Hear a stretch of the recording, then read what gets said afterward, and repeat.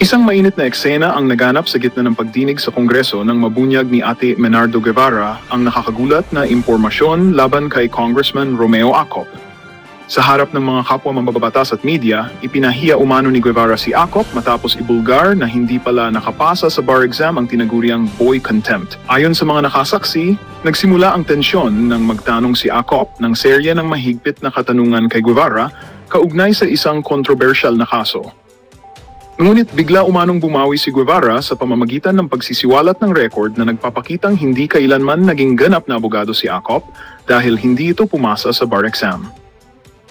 Napatigil at hindi agad nakasagot si Acop sa gitna ng bulungan at halakakan sa loob ng bulwagan. Hanggang sa ngayon ay tikom pa ang bibig ni Acop tungkol sa issue at walang opisyal na pahayag mula sa kanyang kampo.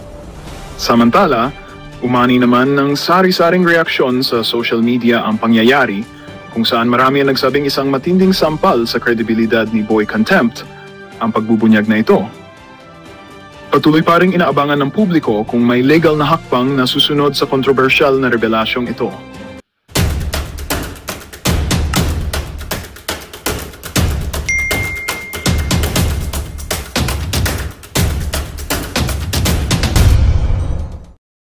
Honorable Guevara, that the bone of contention of this issue is contained in Article 127, Paragraph 2. May I know, ano po yung definition nyo ng the term commence?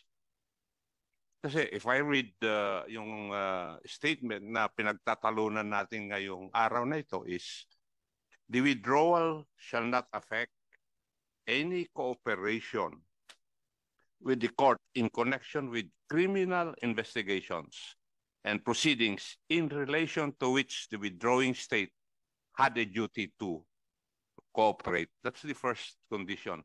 Pero hindi po, may second and ang sinabi, which were commenced prior to the date on which the withdrawal became effective. Yun po yung crux of the issue eh. Di po ba? But may I ask, Your Honor, the Solicitor General, what is, I think this statute has also its rules of procedure in the same manner that we have our rules of criminal and civil procedure. Tama po? Tama po yan, Yes. Your Honor. Now, the statement speaks of the term commence. So, going to Webster Dictionary, it means to begin or to start. Tama po? Tama po. Would you agree, Your Honor? Tama po. Oh. But doon po sa previous statement, it is in connection with criminal investigations. Tama po. Now, when, Your Honor? Tama po. Oh. But doon po sa previous statement, it is in connection with criminal investigations. Tama po. Now, when would a criminal investigation commence? Well, depende po yan kung ang pinag-uusapan po natin ay yung sa ating sistema o doon sa sistema ng ICC. I'm speaking of, I'm citing the statement stated in Article 127 of the Rome Statute. It speaks of criminal investigations. Apo. And the term commence was used. Apo. Now, may I know, when does a criminal investigation internationally or locally start? That's my point, Mr. Secretary. Yes, Your Honor. If we are going to base it on Article 13, it is when one of the instances would be when the ICC prosecutor motu proprio requests for investigation.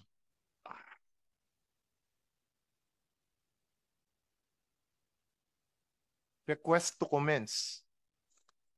Maybe we should take a look at No. Article 13. Article 13 speaks of exercise of jurisdiction.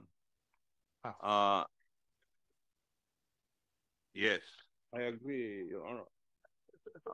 Kaya nga po, tinatanong ko kasi nandito po yung issue natin Kanina ko pa pinakikinggan yung mga legal treatises ninyo pero this issue should be resolved.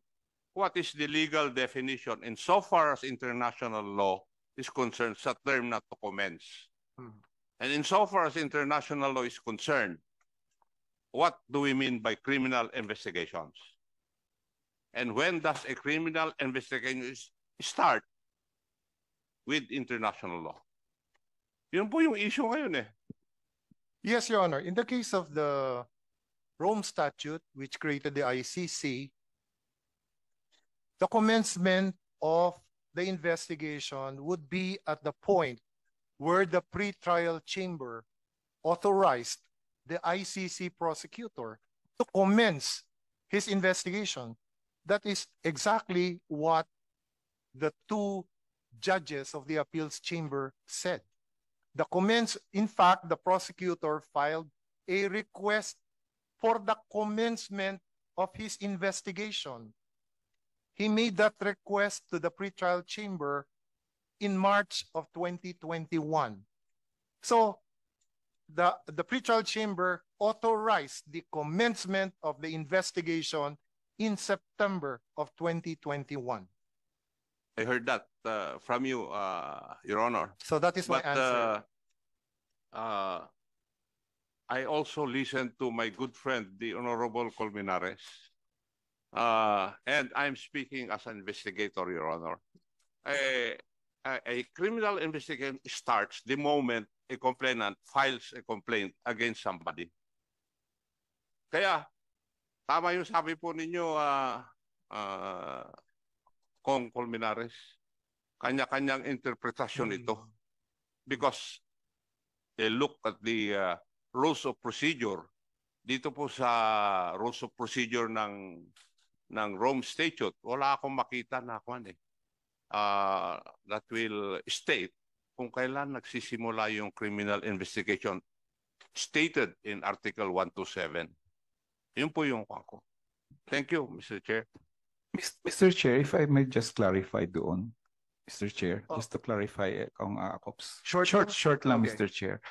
Kasi I agree with the Solgen, exercise of jurisdiction. Especially yung last part na sinabi nyo, and which were commenced prior to the date on which the withdrawal became effective.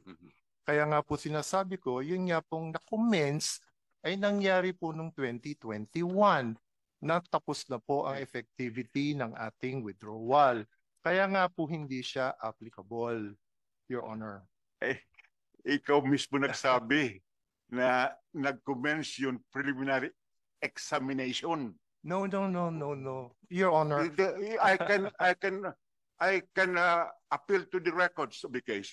You said that the preliminary, the examination mismo ay nag-commence before the effectivity of the Philippines withdrawal. But the request for a preliminary investigation came after.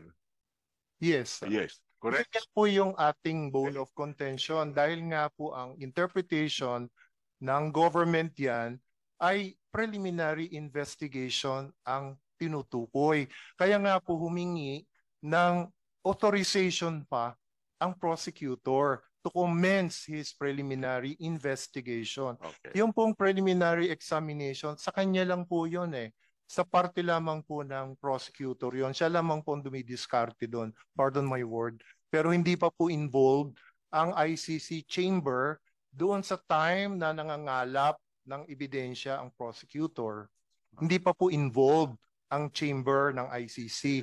Kanya lamang pong sariling effort yon ng prosecutor. Well, sa palagay ko naman, yung examination ay yun ang pagsisimula ng pag-imbestiga ng prosecutors ng ICC. And they will not proceed without the go signal from the ICC. Kaya we are trying to make a distinction which should not be made. Just so to escape our obligation to cooperate. Ngayon, palagay ko naman, alam ng Solicitor General ang Philippine jurisprudence on jurisdiction. Yes, Your Honor. And once jurisdiction is laid or attached with the filing of a complaint, whether in a civil or criminal case, that jurisdiction continues unimpeded until there is a pronouncement by the court of its final judgment and its enforcement of its decision. Hindi ba totoo yan? Tama po yan sa ating judiciary under our legal system. Pero ito pong sa ICC, ito po ay covered ng isang treaty. Kaya po yung ating jurisprudence on jurisdiction does not necessarily apply to an international treaty like the Rome Statute. Yung bang interpretasyon ng gobyerno doon sa Article 127 ay salungat sa ating jurisprudence na sinusunod sa Pilipinas na ang jurisdiction, pag iyan once laid, that survives and that should not be impeded even by any delay or irregularity in the process. Iyan ang mga desisyon ng ating Korte Suprema. At iyan din ang linalaman ng Article 127 because yung Article 127 did not make any distinction whether it is yung initial examination or preliminary investigation o yung trial mismo before the ICC. Yun pong sa parte ng ICC ay meron pong there are specific articles of the Rome Statute that deal with the exercise of jurisdiction. Yung nga pong sinabi ko na Articles 12 and Articles 12 and 13. So very specific po yung exercise of jurisdiction under the Rome Statute. Kaya nga po hindi natin magamit ng exactly kung ano po yung jurisprudence are under Philippine law. Kasi sa atin po ay kumbaga sa rules of court natin po iyan and jurisprudence, pero ito po ay treaty kaya po hindi siya talaga applicable. Yun po ang sinusunod natin, yung Articles 12 and 13. Pero kung meron po kayong ibang interpretasyon kung ano ang ibig sabihin ng investigation being commenced by the prosecutor, kung ang inyo pong opinion ay pati preliminary examination stage ay kasama noon, then that is your interpretation, Your Honor. Kaya lamang, yun pong decision ng ICC Appeals Chamber na nangyari po noong July of 2023 ay maliwanag na maliwanag pong explain noong dalawang members of the Appeals Chamber na yun pong pag-exercise ng jurisdiction ay hindi na trigger on a timely basis. At yun po ay makikita natin doon sa dissenting opinion ng mismong presiding judge ng ICC. Okay. Unfortunately, yun pong 3 other members of the Appeals Chamber did not make any statement at all about the issue of jurisdiction. Yung pong dalawang minority, ang siyang mayroong very strong statement na hindi na exercise ang jurisdiction at the proper time. At hindi naman po pwedeng forever, perpetually na nakahang yung ganyang klaseng threat sa Philippine government. Kaya po ganon ang kanilang naging decision. Ito naman mga articles you have cited, good Senator Solicitor General, ay article, ano nga yun? 12 and 13 po. 12 and 13. Preconditions to the exercise of jurisdiction. Ito naman ay na-modify. Hindi pa po siya na-modify. Na-modify yan. Mismo sa Rome Statute, doon sa Article 127 on withdrawal. Hindi po siya minomodify kasi yan separate po yung 127 eh. Natural. Pero a subsequent article in our interpretation, a subsequent article can be construed to modify a previous article.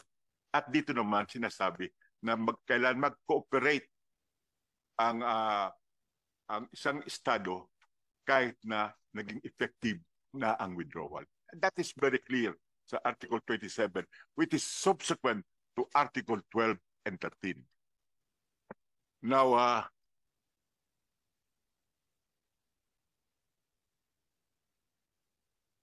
when you were the Secretary of Justice, were you privy to the appeal which the Philippines made before the ICC?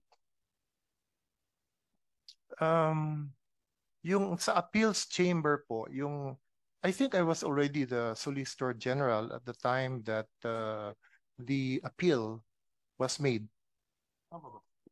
I was already the Solicitor General at the time. So you were not privy to the appeal?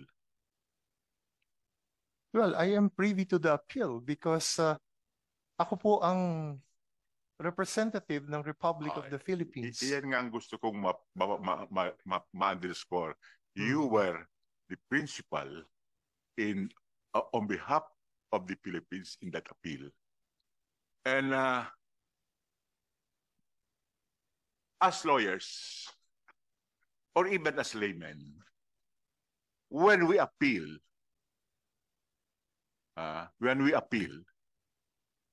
we are expected to respect the appeal, whether it is for us or against us. In this case, the appeal by 3-2 was against the Philippines appeal, where the court reiterated its jurisdiction. Is that correct? No. No, dahil wala nga pong aspect yung decision ng appeals chamber na nag-deal with the issue of jurisdiction. Kaya nga po yung issue ng jurisdiction nakahang until now. At yun po ang basihan kung bakit hanggang sa ngayon ay pinapangatawanan ng Philippine government na walang jurisdiction dahil hindi na-exercise po yung jurisdiction na yan at the proper time. Wala pong aspect yung decision ng appeals chamber dealing with the issue of jurisdiction. Kasi iniskirt po yan nung tatlong, yung 5-member chamber. Yung tatlo po na majority did not make any statement at all about the challenge to jurisdiction. Ang sinabi lang po nila, this is not the proper time to address the issue of jurisdiction. Kaya po nakahang yung issue ng jurisdiction until now. Yung principal question ng ating gobyerno hinggil sa appeal ay walang jurisdiction ang ICC over the country because it has already withdrawn from the Rome Statute. Is that correct? Hindi lang po yun. Isa yan. Isa po yan. Isa yan. Isa po yan. Ngayon, in essence, ano ba yung decision, majority decision ng ICC? Ang essence po ay pwedeng ipagpatuloy ng prosecutor ang kanyang investigation. Okay. Iyan nga. So, in that sense, natalo ang Pilipinas at obligasyon ng Pilipinas tayo nag-appeal, sundin natin ang desisyon ng ICC. Otherwise, bakit mag-a-appeal pa tayo kung hindi natin susundin ang desisyon? Ang desisyon ay ipagpatuloy ang investigasyon. Kaya ang desisyon ay kailangan din mag-cooperate ang Pilipinas sa investigasyon. I think we should not be a renegade in the international community, but we should subscribe to the principle of the rule of law. Pag nag-appeal ka at tatalo ka, tanggapin mo ang desisyon at sundin mo. May I say something about that? Yes. Tayo naman po ay sumusunod doon sa decision na yon ng appeals chamber. Ano po ba ang decision ng appeals chamber? Mr. Prosecutor, you may continue your investigation. So, ang Pilipinas naman po, hindi naman pinagbabawalan yung prosecutor na magpatuloy ng kanyang pagsisiyasat ng investigation. Dahil yun po ang decision ng appeals chamber. Hindi naman po natin siya pinagbabawalan na magsiyasat. Ang sinasabi lang po ng Philippine government, dahil may issues kami ng jurisdiction na hindi na settle dyan sa decision na yan, wag kang mag-expect ng cooperation from us. Pero hindi kita pinipigilan na mag-continue ng iyong investigation dahil yan ang naging decision ng appeals chamber. You can investigate in whatever way you want. You can talk to any person you want. You can interview any witness you want. It's up to you. Ang sinasabi lang po natin dito, but do not expect cooperation from the Philippine government. Yun lamang po. Hindi naman po natin sinusuway yung decision ng appeals chamber. Hindi po natin pinagbabawalan ang ICC prosecutor to proceed with his investigation. Okay. Hindi ba isa sa mga issues ng Pilipinas dun sa appeal ay gusto nating pagbawalan ang investigasyon ng ICC prosecutors dito sa loob ng bansa?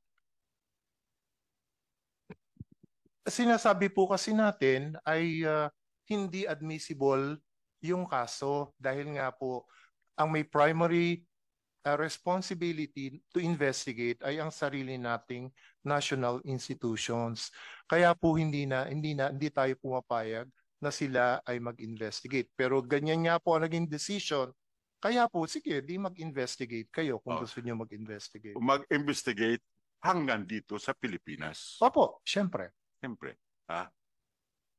Ang gusto lang niyo sabihin... Congressman Lagman, can I just make it clear in relation to what you were asking? Kasi hindi masyadong malinaw sa akin eh.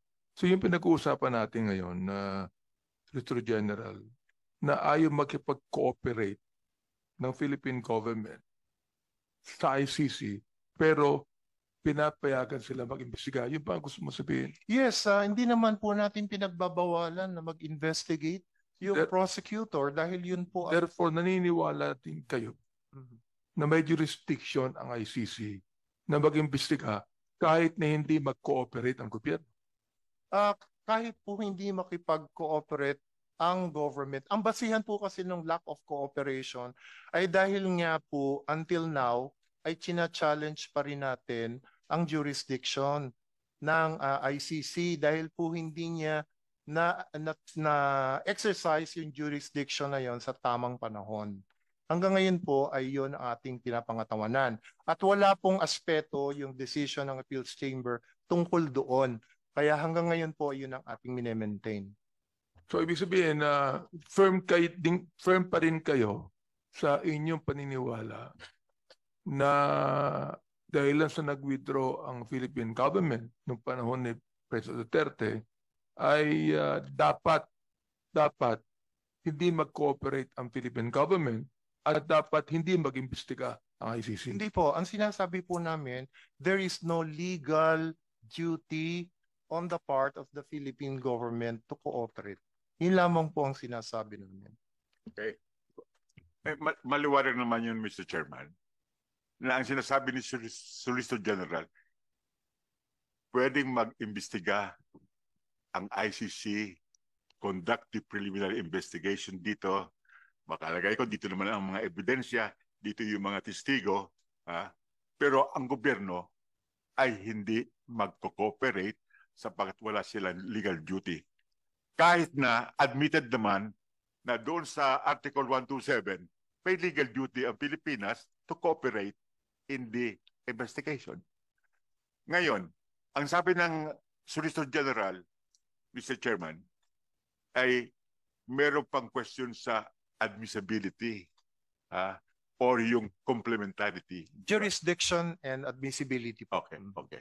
Yung sa complementarity, wala nang problema ba yun? Hindi po. Until now, we maintain our position kasi na ang may primary responsibility ay ang ating mga national institutions. Okay. Pero doon sa complementarity, hindi naman tinutukoy yung the whole gamut of the judicial system in the Philippines that it is working or it is not working. Ang tinutukoy lamang ay tungkol dun sa kaso before the ICC. Kung yung bang respondents ay being prosecuted or being tried in Philippine courts. That should be the context of complementarity.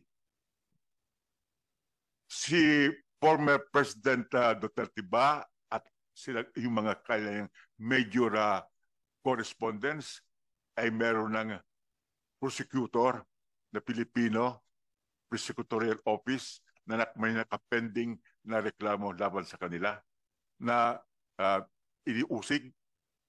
As far as the former president is concerned, Your Honor, wala pa po dahil wala pong nagpa-file ng complaint against him. Nung time na siya ay presidente, that's understandable dahil siya po ay may immunity from suit.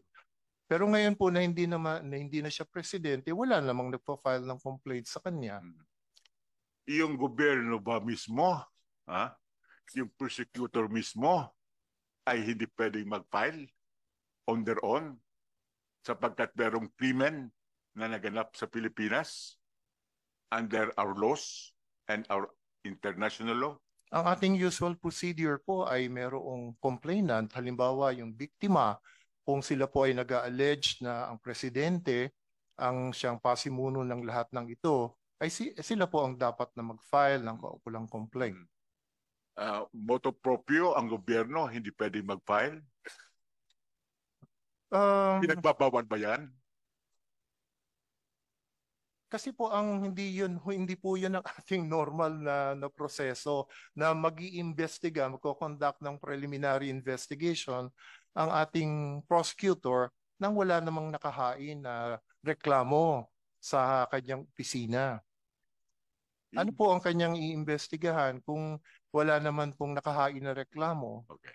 Yung bang ibang mga respondents maliban sa former president wala rin kaso sa prosecution sa prosecutor's office? Depende po sino po bang mga tao ang si Senator Bato ba meron? Wala po. Wala naman pong nag-file ng any complaint against him. Okay. Meron ba naman na nakapending na kaso sa husgado sa Pilipinas laban kay former President Duterte at mga kanyang correspondents hinggil dun sa crimes against humanity tungkol sa deadly war on drugs? Let me just clarify this, Your Honor, kasi yung iniimbestigahan po ng ICC ay ang Philippine situation in general. Wala naman pong any specific persons na tinutukoy ang ICC prosecutor sa panahon na ngayon. Ano po? Kaya nga po siya magko-conduct ng investigation with the end in view of specifically identifying certain individuals at a later time. Pero wala pa po tayo doon eh. Wala naman hong ina-identify ang ICC prosecutor na specific persons na siyang papaharapin sa ICC trial chamber kung kinakailangan. Sa ngayon po, wala pa po tayo doon sa stage na yun. It's the Philippine situation being looked into by the prosecutor. Kaya po, hindi po parang wala pong parallelism na tanungin kung meron na po bang domestic complaint against Senator Bato or meron na po bang local case against the President. Kasi even the ICC po, wala naman po silang ina-identify pa na certain persons na kanilang lilitisin sa trial chamber. Doon ba sa mga complaints, gusto mo sabihin ng complaints, hindi kaso, complaints na pinail sa ICC, meron bang mga tinutukoy na respondents? Actually, hindi po namin nakita at all yung mga complaints na yon na inihain sa ICC prosecutor. We were just informed na merong investigation or examination na gagawin ang ICC prosecutor. But we never saw yung complaints na yon. Nalaman na lamang po namin sa mga media reports na ang subject matter noong mga complaints na yon ay mga certain individuals like the former president, I think certain PNP officials, Senator Bato de la Rosa. Yun po ay nag-gather na lamang namin from media reports. Pero hindi po yun as in binigyan ng kopya ng reklamo ang Philippine government para po makapag-comment naman kahit papano ang Philippine government. Hindi po nabigyan ng ganong klaseng opportunity ang Philippine government nung time. Magandang balita ang hatid namin sa inyo ngayong araw. Sa pagtatapos ng aming balitaan, nagbigay kami ng mga mahalagang impormasyon. Maraming salamat sa pagtutok at pagsuporta sa aming programa. Huwag kalimutang manatili sa mga susunod na araw para sa mga bagong balita at mga kwento na dapat nating abangan. Mula sa Boses ng Masa, magandang araw, Pilipinas!